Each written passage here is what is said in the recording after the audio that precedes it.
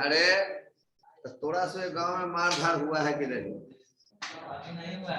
अभी तक नहीं हुआ है। हमारा गांव में तो हो गया रात। मेरे गांव में दोनों गांव में हुआ है। सर एक वोट का सर 3,000 रुपया लेता है, तो नहीं देगा तो क्या होगा?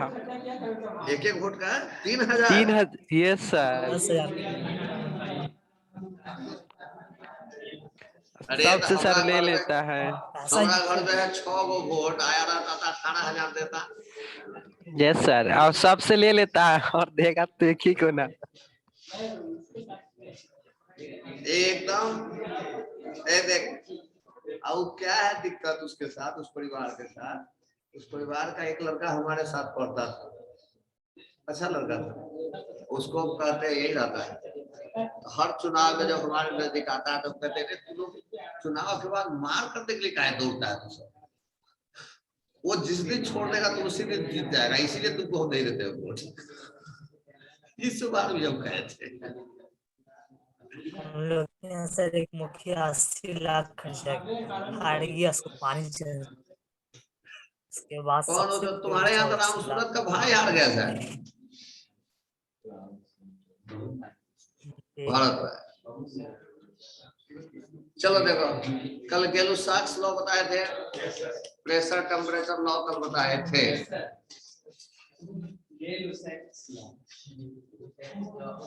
अवोगाड्रो लॉ,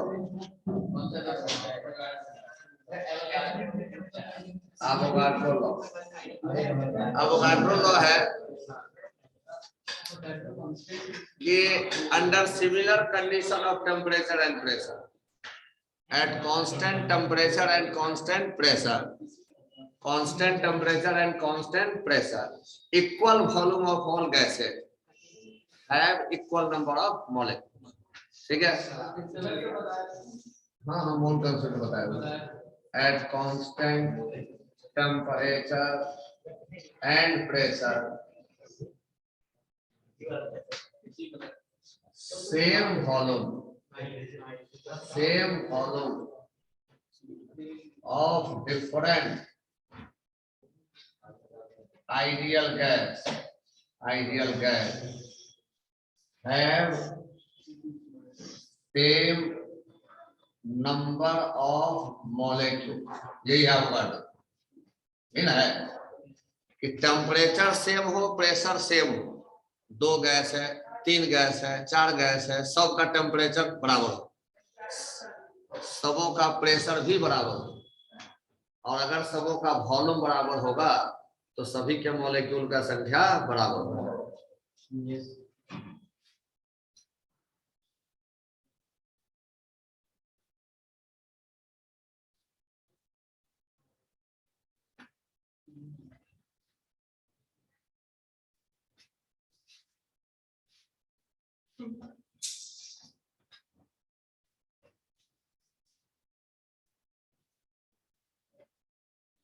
देखिए, मान लेते हैं O2 गैस है, मान लेते हैं H2 गैस है, मान लेते हैं हीलियम गैस है, मान लेते हैं अमोनिया गैस है, सबों का टेम्परेचर सेम है, टेम्परेचर प्रेशर सबों का T और P है।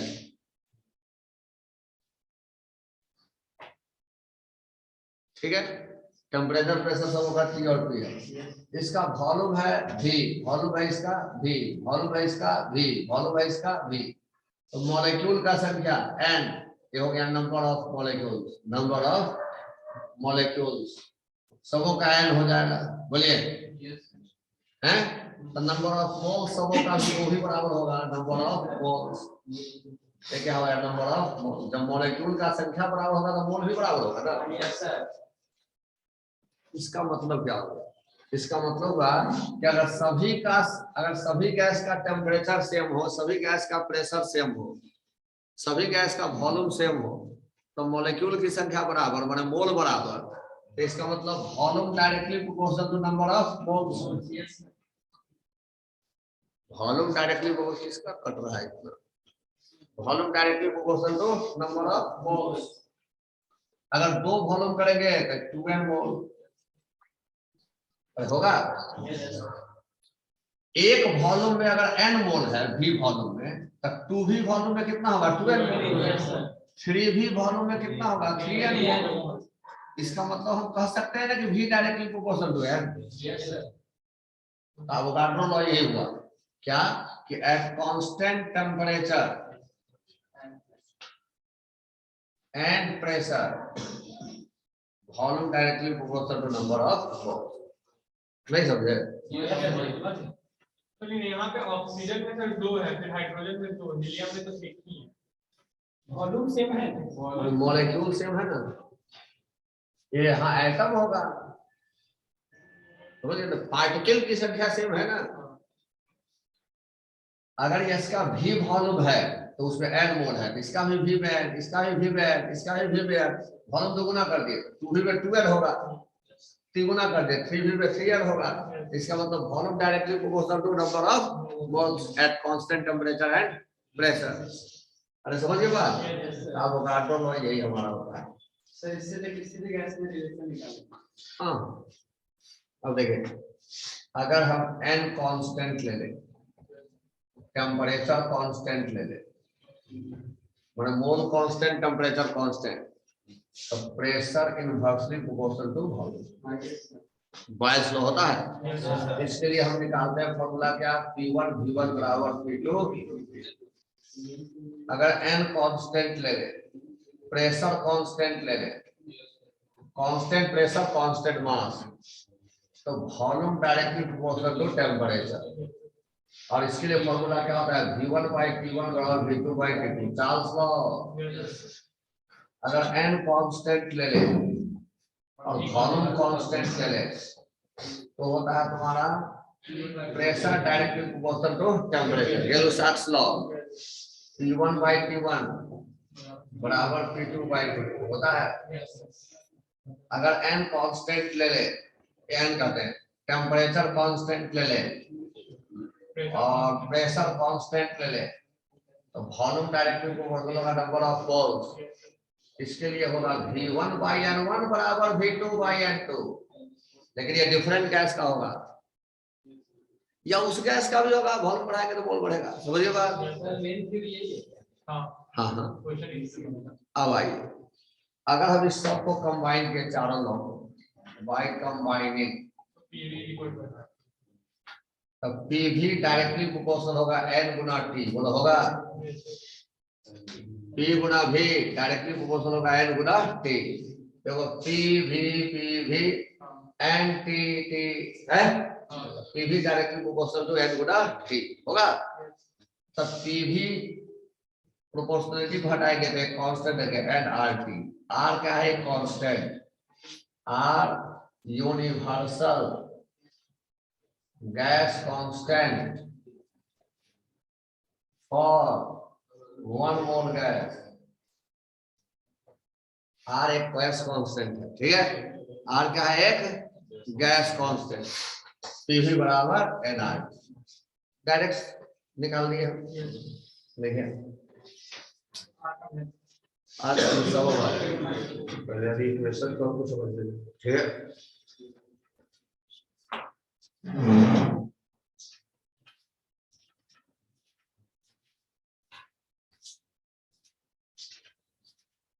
इसमें कोई दिक्कत है जी ऑनलाइन वाले लोग? No sir.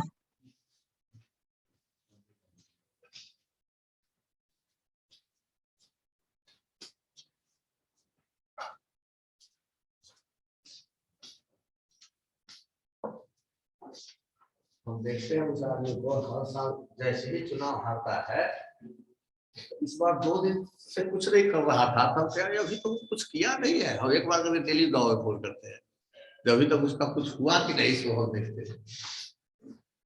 क्योंकि उसका रुपया लिया हुआ दुकान करता है, वो उधारी लिया हुआ है, तुरंत कसाई से पूछेगा अब भी लाओ, उधारी वाला पैसा अब भी लाओ। कोई कर्जा लिया होगा सुदियाना पर, अब भी लाओ। और अपना टोला के आदमी को ये वो जो मारता है। सर मेरे चाचा को इतना पैसा इन्वेस्ट भी नहीं बनता, अब तो वहाँ रिजर्वेशन हो गया, बन ही नहीं पाता, बेचारे बहुत। एक बात बता देते हैं, ये चीज सब जो है हमारे गांव में, हमारे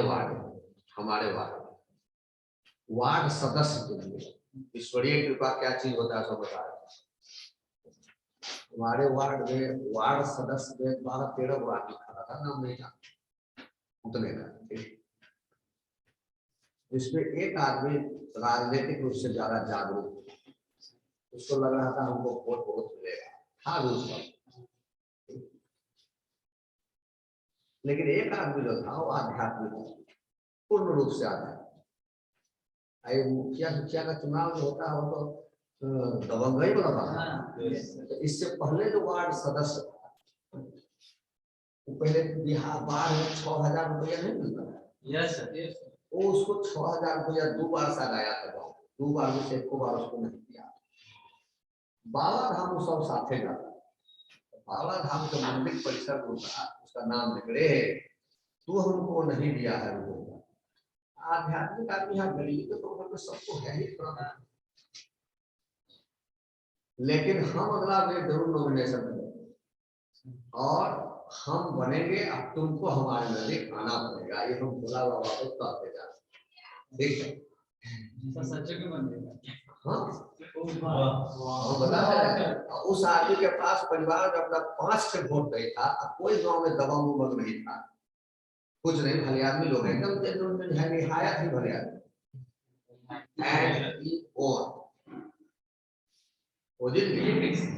ये कैसे, अब देखो वो वोटिंग मशीन जो था वहां का घेरा हुआ है, हरा वाला उससे घेर दिया।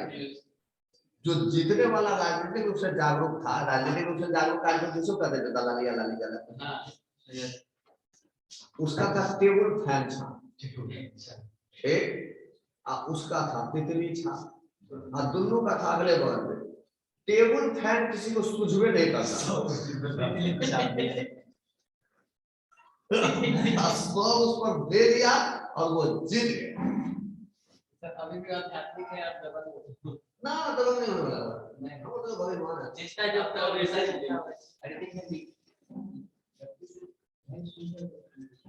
हम कहते देखिए ओकरा कैसे जीत गए। सर ऐसा नहीं हो गया, अभी पैसा लेता है तो वोट नहीं देता, वो कहता है कितना पैसा देते हैं, हम दिमाग में छप दे बोले बाबा लग रहा है ये क्या करेगा, क्या करेगा, हम याद रखो नहीं बोलेंगे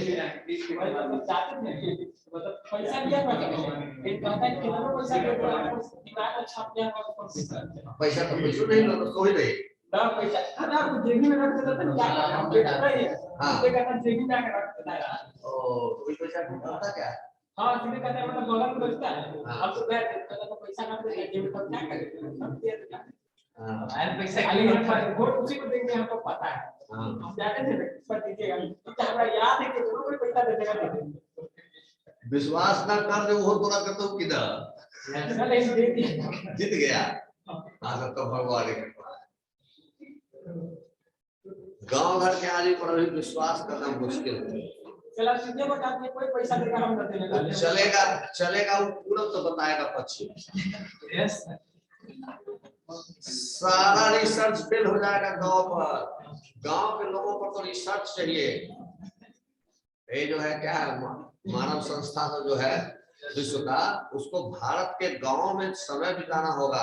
सर एक अर्थशास्त्री था ना, अरे एक अर्थशास्त्री जो हाल में नोबेल प्राइज विनर है, भारतीय मूल का ही आदमी था, जो राहुल गांधी जिसको बुलाया था, जो बनाया था ये योजना, क्या नाम है उस आदमी का, अरे एक इकोनॉमिस्ट था, बहुत ज्यादा उम्र का लड़का नहीं है वो, 45-50 वर्ष के आसपास। कन्हैया कुमार? नहीं Kanhaiya Kumar Nobel prize winner है, बताया हो गया। अरे राहुल गांधी ही इससे पहले वाले चुनाव में ये जो था न्याय, सबको न्याय, 6,000 रुपया हम सबको देंगे, वो पॉलिसी वही बनाया था वो आदमी, उसका नाम ही नहीं हमको याद है। काफी इंटेलिजेंट आदमी, वो जो इकोनॉमिक्स में रूरल वेलफेयर इकोनॉमी में उसको नोबेल प्राइज मिला है। तो भारत के गांव में अपना समय बहुत दिनों तक बिताया है, और तब उसके बाद वो अध्ययन किया है इकोनॉमी वास्तविकता में कहाँ से चलता है, वो उसके थीसिस में सारा बात लिखा हुआ है। उस बात को जो फॉलो कर ले तो भारत के गांव का आदमी समझ जाए। उसी तरह विश्व के सभी मानवाधिकार संस्था को, जो इंटेलेक्चुअल क्लास का लोग है, उसको गांव में समय बिताना होगा तो भारत के गांव को समझ बढ़ेगा लोगों का कि वो क्या चीज है, क्या माथा वाला आदमी, कौन सा माथा वाला आदमी है, विशिष्ट ब्रेन वाला आदमी है। ये बात हम बताए थे। गांव के लोग सब हर तरह से विशिष्टता हमको नजर आती है। सही पूछे तो मैटर ऑफ रिसर्च है। आप साधारण नहीं समझते, साधारण बात है विल पावर होना, कि हमको वोट देना है, सबों से पैसा ले लेके वोट किसी एक को दे दे। ऐसा नहीं कुछ आदमी को जेब में रख देता है, लेकिन अधिकांश आदमी सबों से लेता है, अच्छा से लेता है। तो उसके बाद सबों को एक कहना कि हम तुमको भी देंगे, तुमको भी देंगे, लेकिन देना किसी एक को। अब उसके बाद आंख से फील नहीं होने देना, ये बहुत बड़ी बात है। फील नहीं होने देना, इस साइकोलॉजी पर रिसर्च बहुत आवश्यक है। उसके बाद काफी गरीबी व्यवस्था में रहते हुए भी अपना हर काम निपटा लेना। मेरे चाचा का कपड़ा का दुकान है सर, एक कस्टमर आया, वो कपड़ा देख लीजिए कि उसको पसंद नहीं पड़ा, बस चाचा क्या कि बोली इससे बढ़िया कपड़ा तो मेरे दुकान में मिलेगा नहीं, उसको वही लेवा के बेचारे ना सर बेचारे समय में मतलब उससे पहले वही लाके करना था पूरा, लेकिन जब वोट आने वाला लगेगा नजदीक हो गया तो आगे पूरा कुर्सी हटा दो, पूरा प्रेम कुछ नहीं करना, जो आएगा उससे करेगा इसका सपोर्ट करना है, कुर्सी रहना ही नहीं चाहिए। गांव का आदमी बहुत माथा वाला है, उसको फिजिक्स केमिस्ट्री मैथ नहीं आता है तो दुनिया पलट देता हुआ, इतना बड़ा रिसर्च कर देता है सर तो दुनिया पलट देता है। एक से एक नोबेल प्राइज विनर सब। और देखिए गजब दिमाग लगा है, बोला पूरा कुर्सी रख दो घर में, वो नहीं रहना चाहिए तो आगे ये तो बैठेगा करेगा, इसका सपोर्ट करना है। पीवी बराबर एनआरटी, ये है हमारा ideal gas, ideal gas equation, ठीक है। पीवी बराबर एनआरटी। अब देखो, if only n is constant, केवल n अगर कांस्टेंट, केवल मोल कांस्टेंट हो, तब पीवी बाई टी बराबर nr, n भी कांस्टेंट, r भी कांस्टेंट, pv बाई t बराबर constant, this implies p1 v1 by t1 बराबर, हाँ n भी कांस्टेंट है, भी कांस्टेंट। ये भी एक इक्वेशन होगा न्यूमेरिकल सॉल्व करने। किसी गैस के एक कंडीशन में प्रेशर P1, दूसरे कंडीशन में अच्छा वॉल्यूम V1, टेम्परेचर T1, दूसरे कंडीशन में pressure P2, volume V2, T2 क्या होगा, कोई एक निकालने के लिए दे देंगे, ठीक है। ये लेकिन ये बात कब होगा, जब केवल n कांस्टेंट, ठीक है, केवल n कांस्टेंट। उसके बाद एक बात बता, अगर एक और सभी रूल के बाद एक नया rule, if only volume is constant,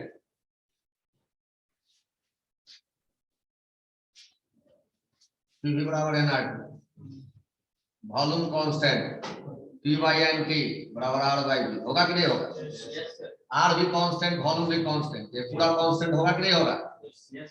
इसका मतलब हम क्या लगा सकते हैं formula, P1 by N1 T1 बराबर P2 by N2 T2, ये भी हमारा एक फॉर्मूला हो सकता है। हो सकता है नहीं हो सकता? P inversely proportional to V एक formula, V directly proportional to T दूसरा formula, P directly proportional to T तीसरा formula, V directly proportional to N चौथा फॉर्मूला, कंबाइन करके PV बराबर nRT। इसी एकमात्र इक्वेशन से फिर से आप सारा लॉ निकाल लीजिए उल्टा। हाँ यस, कि आप टेम्परेचर कांस्टेंट रखिए, n कांस्टेंट रखिए, तो PV बराबर कांस्टेंट क्या हो जाएगा, बॉयल्स लॉ। यस सर, अगर आप वॉल्यूम कांस्टेंट रखिए, मोल कांस्टेंट रखिए, P बराबर nR by V into T, yes sir, constant गुना T, P directly proportional to T, pressure temperature law, नहीं हो जाएगा, समझे? सारा लॉ इस इक्वेशन से आ जाएगा।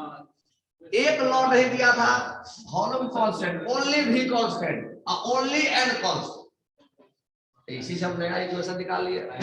लेकिन सारा बात में हमारे पास एक काम पड़ेगा, क्या काम पड़ेगा, PV बराबर nRT है,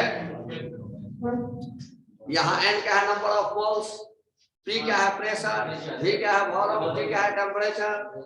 चलिए R क्या है, गैस कांस्टेंट।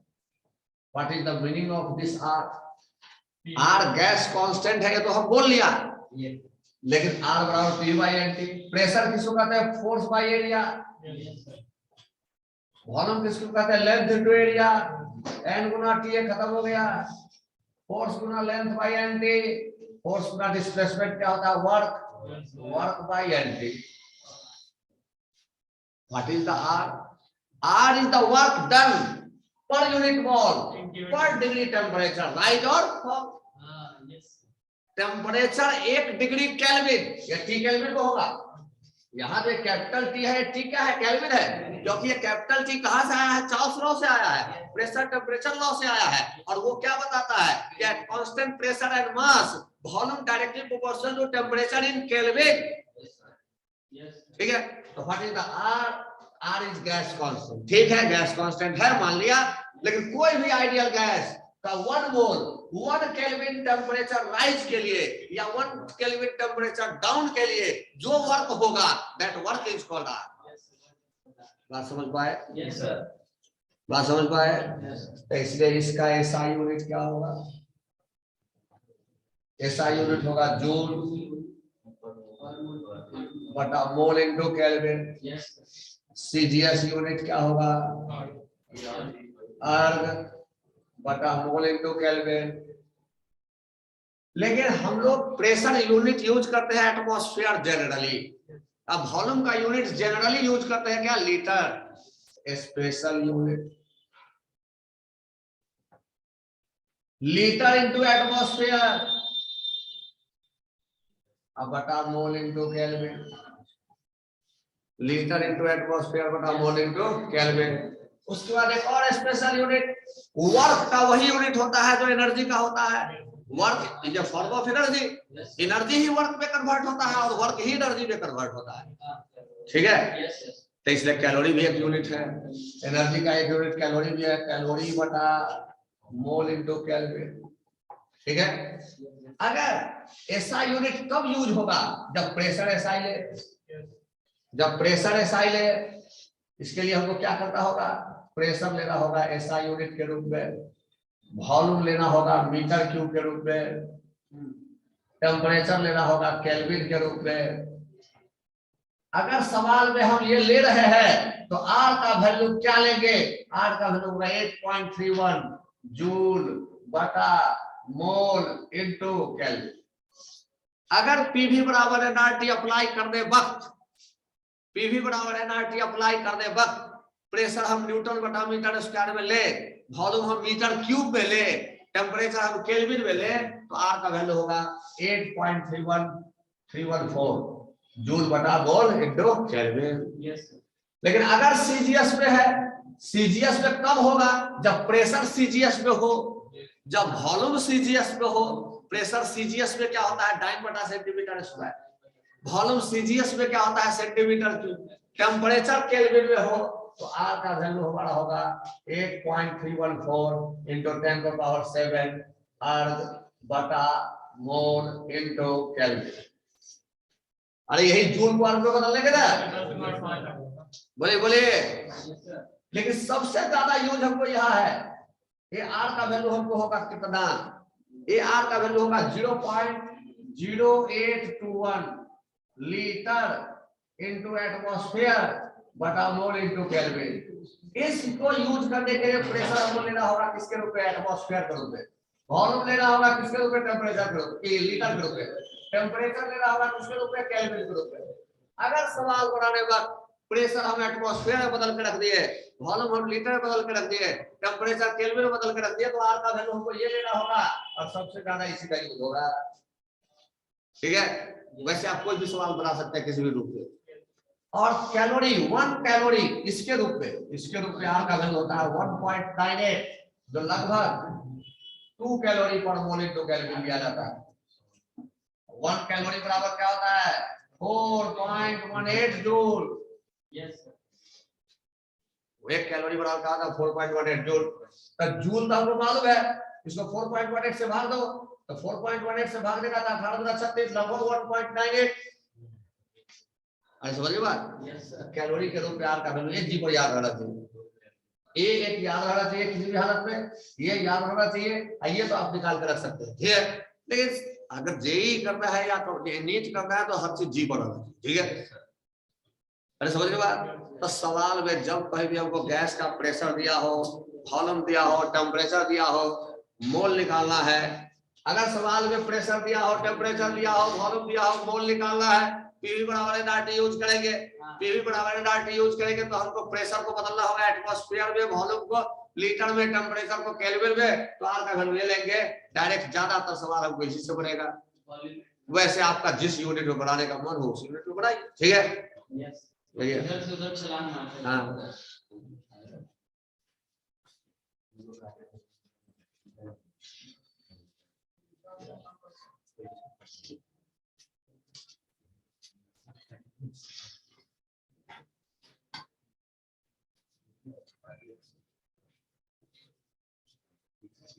अभी हम इतना के आधार पर बोले न्यूमेरिकल ही बनाएंगे, ठीक है। अब उसके बाद पहले आपको कैसा आएगा ना, पहले किताब का एक बार सवाल बनाना, ठीक है। नारायण घोष का सवाल अभी एडवर्स नहीं, अभी केवल नारायण घोष इतना क्या बता दे सर कैसे का। हाँ, फिर उसके बाद हम बताएंगे सवाल, वो काफी टेक्निकल सवाल होगा, काफी टेक्निकल, इसलिए कहते हैं पहले एक बार प्रैक्टिस कर, ठीक है। हमको सवाल नहीं, वो काफी टेक्निकल सवाल होगा, या वो भी बोल देते हैं, ठीक है। कॉन्सेप्ट है।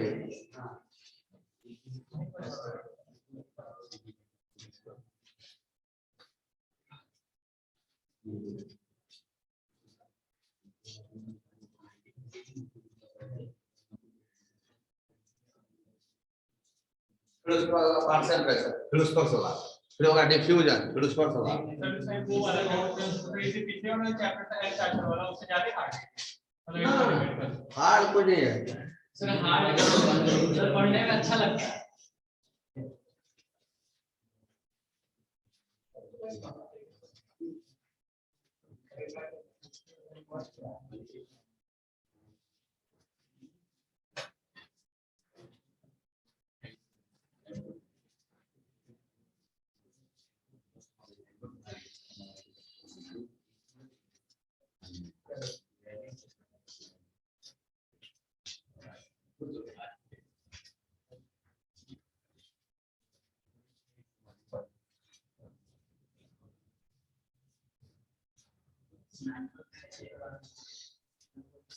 यहाँ पे आर को यूनिवर्सल गैस कांस्टेंट ही बोलेंगे। हाँ, आर गैस, आइडियल गैस कोई भी होगा, आइडियल गैस कोई भी होगा तब पर डिग्री राइज ऑफ टेम्परेचर या पर मोल पर डिग्री राइज ऑफ टेम्परेचर इतना ही काम करेगा, ठीक है। पर मोल पर degree kelvin change in temperature इतना ही काम करेगा, इसलिए इसको कांस्टेंट बोला है। किसके लिए बोला जाता है? 1 मोल, एक ही मोल का वैल्यू है, समझिए बात।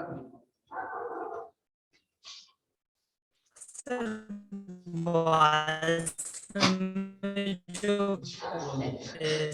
आवाज नहीं आ रहा है,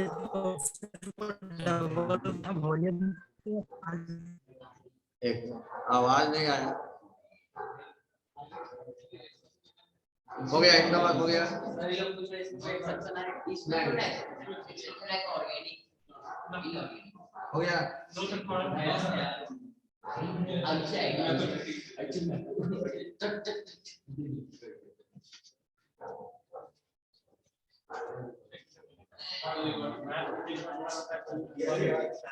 अब ये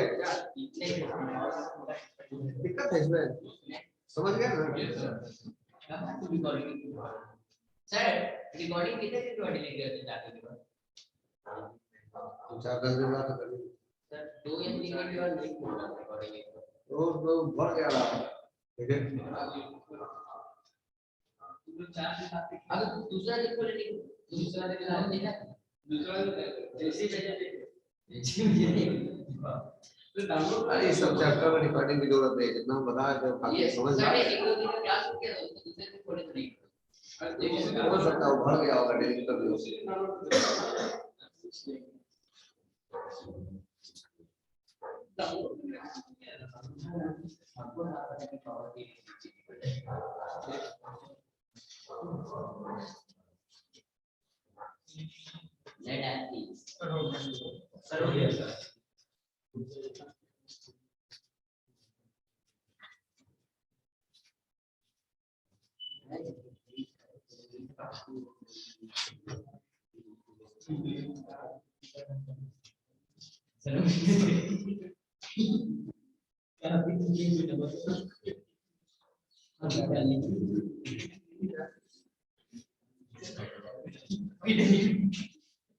हो गया?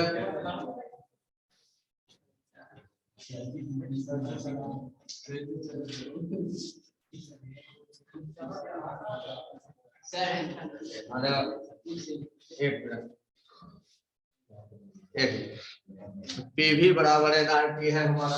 अभी हमको केवल पीवी बराबर एनआरटी से कंसिडर करना है। हमारे पास एक मात्र इक्वेशन है पीवी बराबर एनआरटी, ठीक है। इसी से हम अलग अलग इक्वेशन प्राप्त किए हैं। P1 V1 by T1 बराबर P2 V2 by T2 का मोल कांस्टेंट होगा। अगर केवल वॉल्यूम कांस्टेंट होगा तो P1 by N1 बराबर T1 बराबर P2 by N2 T2। तो अपने से यहाँ सोच के देख, V और N कांस्टेंट है, तो A भी कांस्टेंट, A भी कांस्टेंट, A भी कांस्टेंट।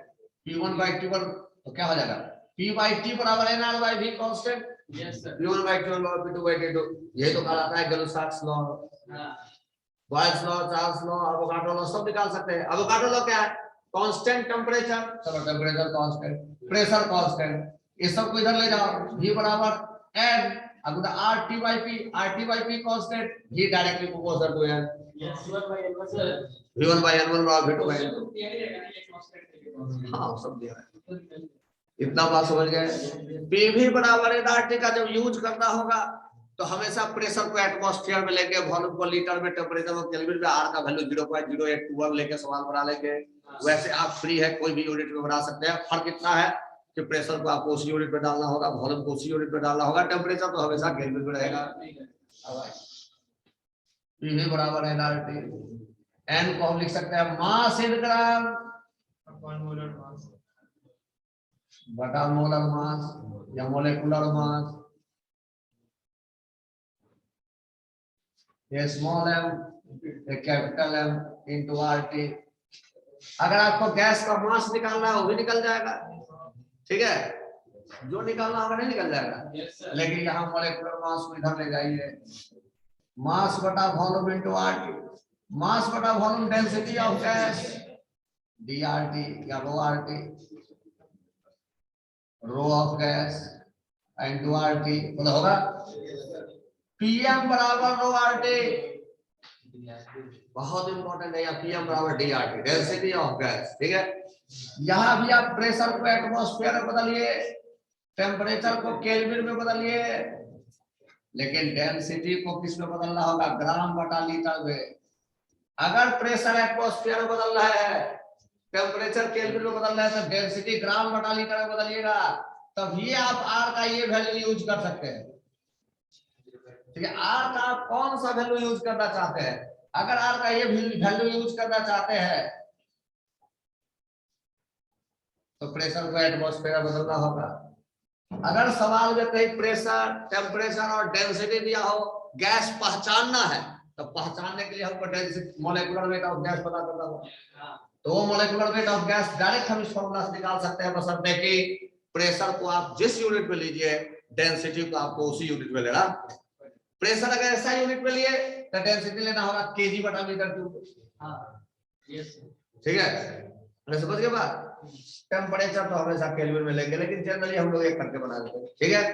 एक बार उसके बाद क्लोज्ड वेसल कॉन्सेप्ट, क्लोज्ड इस तरह का सवाल बन जाएगा। ये हम मोल कॉन्सेप्ट में भी बताया थे सब बात। Closed vessel concept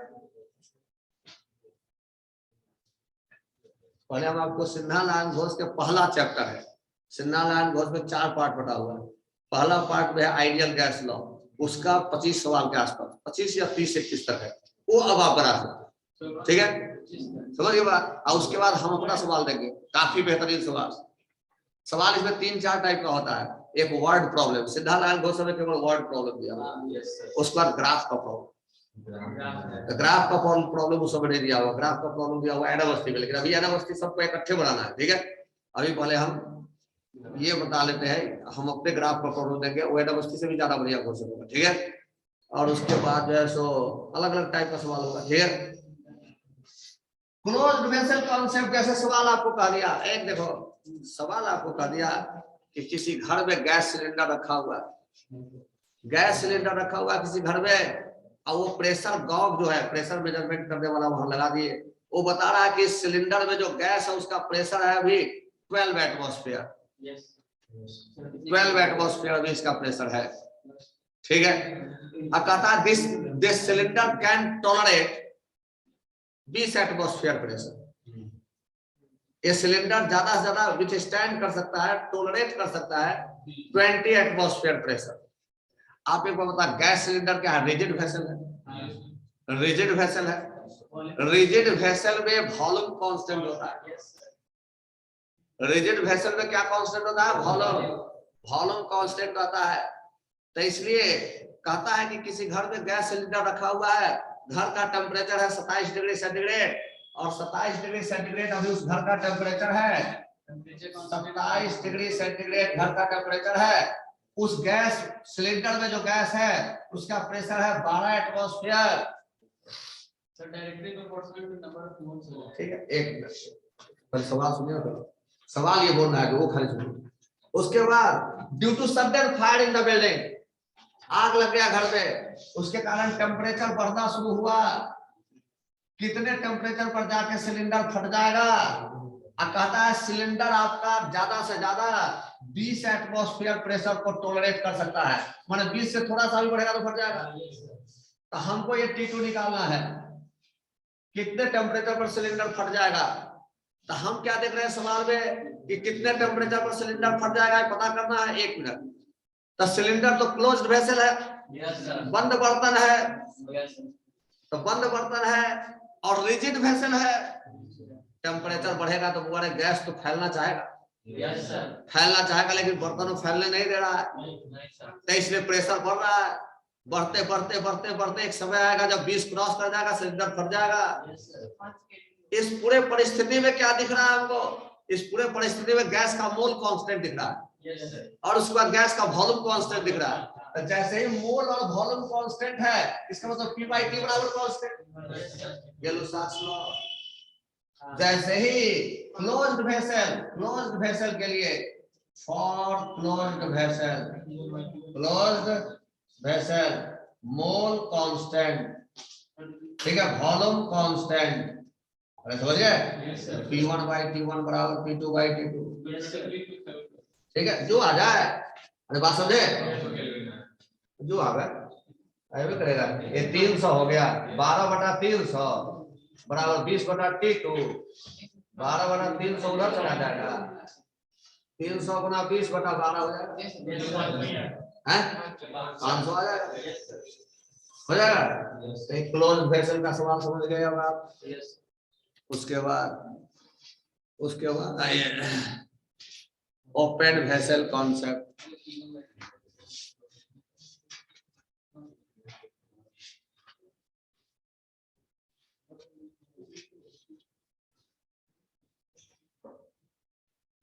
open vessel concept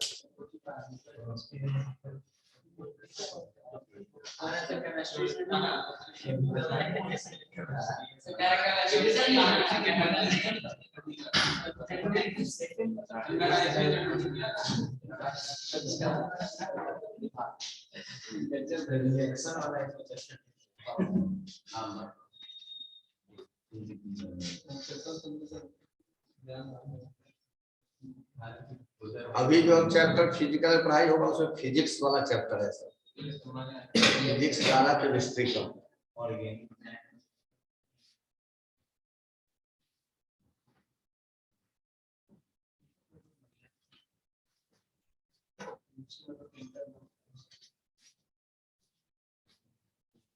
हो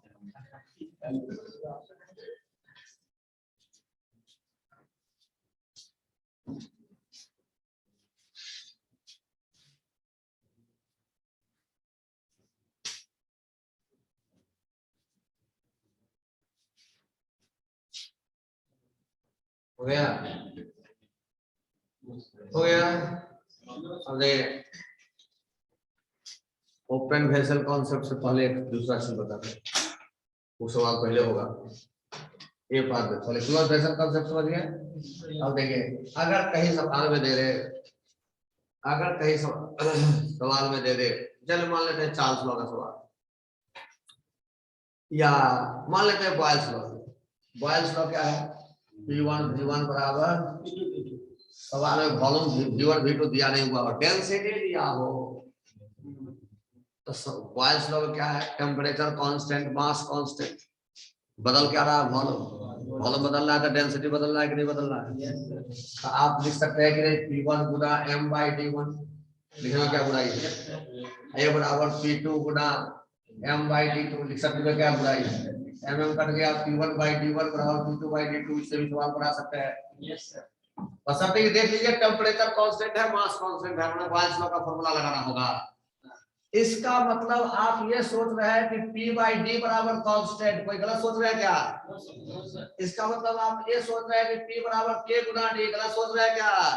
इसका मतलब आप ये सोच रहे हैं Y बराबर mx, इसका मतलब आप ये सोच रहे हैं कि अगर P वर्सेस D का ग्राफ होगा तो स्ट्रेट लाइन है। ये भी एक क्या है? आइसोथर्म है। ये भी क्या है? आइसोथर्म है, ठीक है। किस कंडीशन में होगा? बॉयल्स लॉ के कंडीशन में। अगर आपको कहते हैं चार्ल्स लॉ का कंडीशन V1/T1 बराबर V2/T2, माने सवाल में आपको दिख रहा है कि गैस का प्रेशर कांस्टेंट है, सवाल में आपको दिख रहा है कि गैस का प्रेशर कांस्टेंट है और मोल कांस्टेंट है, माने दिमाग में तुरंत रिफ्लेक्ट करेगा V1/T1 बराबर V2/T2 चलेगा। लेकिन सवाल में V1 दिया नहीं हुआ है, V2 दिया नहीं हुआ है, डेंसिटी दिया है, तो मोल तो कांस्टेंट है, बड़े मास तो कांस्टेंट है, डेंसिटी बराबर मास बटा वॉल्यूम, वॉल्यूम बराबर मास बटा डेंसिटी, M/D1/T1 बराबर M/D2/T2। इसका मतलब D1 T1 बराबर D2 T2, डायरेक्ट कर दें। अरे इतना तो मैथ आता है। इसका मतलब तू सोच सकता है dt बराबर कांस्टेंट, ये भी चार्ल्स लॉ ही है, और dt बराबर तो कांस्टेंट है, इसका मतलब तू अगर d वर्सेस t का ग्राफ खींच दे, d वर्सेस रेक्टेंगुलर हाइपरबोला, क्या कहलाएगा? आइसोमर। अगर तू d वर्सेस 1/t का ग्राफ खींच दे, स्ट्रेट लाइन पासिंग छोड़ दे, बोलो सही लिखे गलत? अरे dt बराबर कांस्टेंट है, इसका मतलब तू ये तो लिख सकता है d बराबर k गुना 1/t, y बराबर mx, ये भी हमारा आइसोमर हो गया। हम कहे थे ना, हम 2 बार 3 बार ग्राफ पर पहुंचेंगे, एक बार ग्राफ के बाद फिर दोबारा ग्राफ पर पहुंचेंगे, और फिर तिबारा जो पहुंचेंगे वो ज्यादा टेक्निकल होगा, ठीक है। इसलिए तिबारा एक बार पहले सवाल सिन्हा नाम घोष पर इजी सवाल से पूछो, वो बना के तब हम जब सवाल बताएंगे उससे पहले पहुंचे, ठीक है।